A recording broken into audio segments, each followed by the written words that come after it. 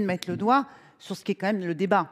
C'est est-ce que ce vers quoi on va, c'est un moyen constant dans l'organisation telle qu'elle est aujourd'hui, une meilleure coordination des magistrats, comme ça existe déjà dans un certain nombre de tribunaux, en sachant que, effectivement, tout ça est supposé être lié à des questions de formation. Ça fait quand même quelques années que les magistrats qui sortent de l'ENM sont supposés être formés sur les violences, d'une part. D'autre part, ceci est très bien à un détail près, c'est que les magistrats mutent.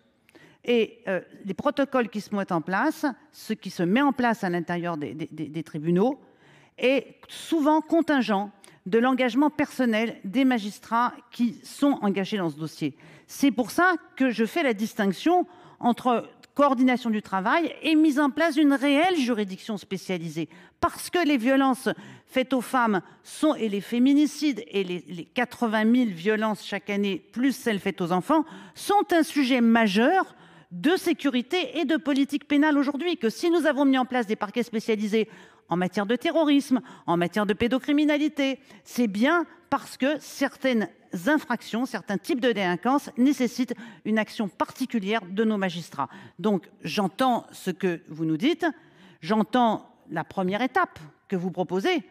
Ma grande crainte, c'est qu'on s'en tienne à la première étape, quelle que soit votre bonne volonté et votre engagement personnel. Donc ce que nous demandons avec cet engagement, c'est un engagement avec cet amendement, pardon, c'est un engagement du ministre à nous dire notre objectif est bien celui d'une juridiction spécialisée et le travail des parlementaires consiste à préparer l'état des lieux et les pistes possibles pour la meilleure mise en œuvre.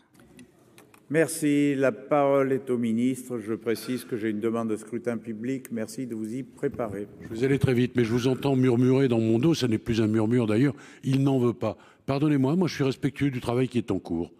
Et merci madame la sénatrice de nous avoir redit ce que vous avez dit. Voilà, si je disais à cet instant, bah, écoutez, votre travail, au fond, il sert à rien, on l'attend pas, mais on parle des crédits, vous mettez la charrue avant les bœufs, pardonnez-moi de vous le dire.